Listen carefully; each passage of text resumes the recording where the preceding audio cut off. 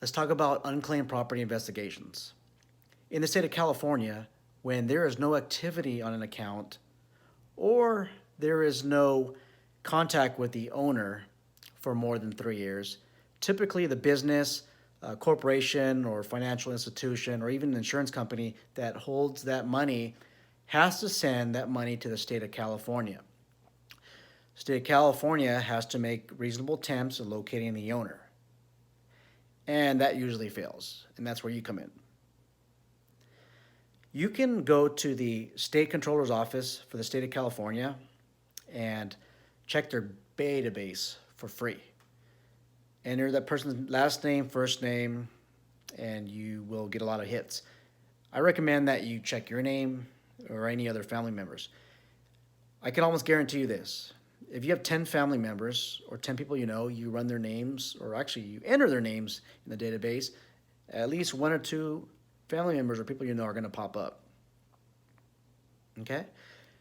They're going to pop up, and unfortunately, it's not going to usually be a lot of money. It might be 5 cents, 10 cents, but it could be $60, 100, it could be 1,000, it could be more than that. When somebody passes away, the process is very similar as well. I mean, obviously, the company can't get a hold of the person that's deceased, so the money will go to the state of California controller's office. What you can do as a private investigator is you can do this. You can charge a fee up to 10% and find this money for these people that are entitled to it, and you do the paperwork for them, which is about it's about 3 or 4 pages long. Fill out for them. They wait about 6 months, and the state of California actually, from the controller's office, they send a check to you, directly to you, of the 10%. And the other 90% goes to the account or the person that is legally entitled to that money. This is the problem that I see or that I experience with unclaimed property investigations. When somebody dies, their money, if it's not claimed, it's going to go directly to the controller's office, right? We know that already. But you get other family members that want a piece of that pie, so to speak, and they hire you as an investigator to do their dirty work.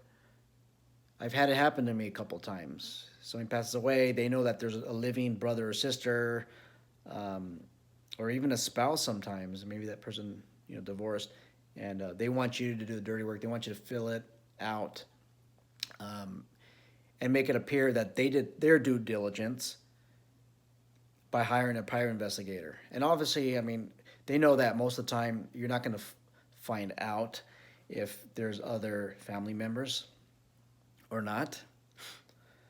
Should you ask? I'm not too sure that's the standard. Okay?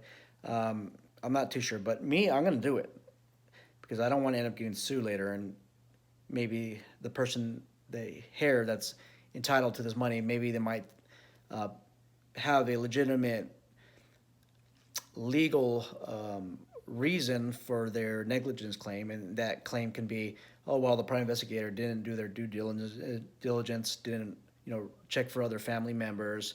So in that case, I would actually have that person sign a letter, or actually get a notarized saying that there's no other family members that's entitled to this money if you're doing that.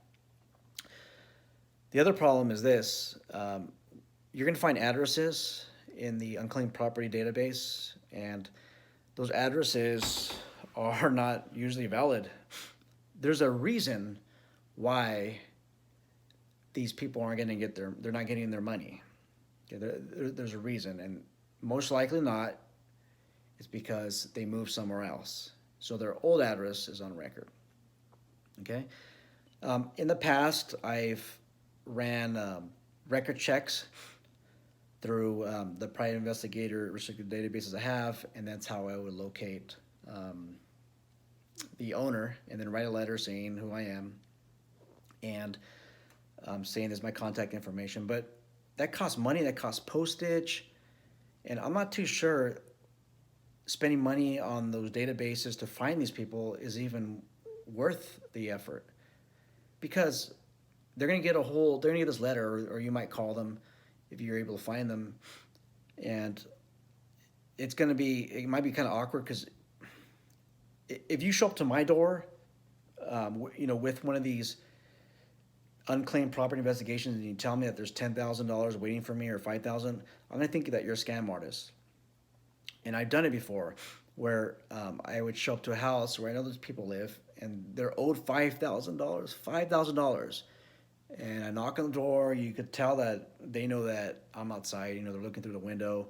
They don't open the door, and it's understandable, but it's frustrating because they're entitled to money. And then if you're even able to get a hold of them, you have to persuade them that you're not just a stranger, that you're a professional, and you got to ask them for their social security number and all the other identifying information. Okay? If somebody has a common name like John Smith, that John Smith might try to use you to get their money at the Unclaimed Property Division, because there's so many other John Smiths. I had that happen before. This person, the Unclaimed Property Division, wanted my client to prove that this person is John Smith, and that's just a name I'm just coming up with. So that person was able to prove who they are, but the problem is they were not able to prove that they worked at a certain place, because they were owed money at a certain place. You see, you follow? They were not able to establish that employment eligibility, and they were not able to establish that they once worked at that place. And I even guided them, and the guy just gave up. And it was a significant amount of money. It was about $3,000, $3,000 to $4,000 that this person could have received if he was the rightful owner. Okay. Something else that you might want to do is become an unclaimed property investigator and register your business with the controller's office. And that's what I did with my business. I registered with them. I give them a copy of my PI license, and now I'm a unclaimed property investigator. All it is, you guys, just a piece of paper just saying that I'm approved by the controller's office to do these types of investigations. That's more or less what it is. It's just a piece of paper, but the good thing I like about it, it shows legitimacy. Here's my private investigator license, and here's this letter that I received from the Unclaimed Property Division. Okay, to me, I don't think it's worth my time. Going through all the databases. Let's just say my hourly rate's $70 an hour, and I'm looking for different accounts that have high value to it, so that I can get 10%. It's going to take an hour, 2 hours, 3 hours, and I could have been doing something else and getting paid for that. Okay, so to me, it's a waste of time, but some investigators make a living out of it. Anyhow, hope this helps. Make sure that you like this video. Please subscribe. It helps us out a lot.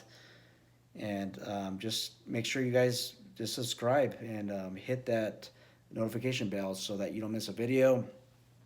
From now on, I'm going to be doing more of these videos on private investigators and private patrol operators and probably private security officers. Before, I didn't push out too many videos because I just wanted to look proper, have a tie on, a shirt, but now I'm gonna just do it on the go, kind of like how I'm doing it now.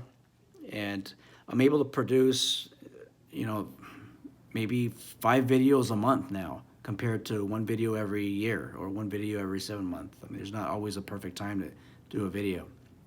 Okay, hope this helps. This information should be helpful to you. Maybe you want to partake in this endeavor. Thank you.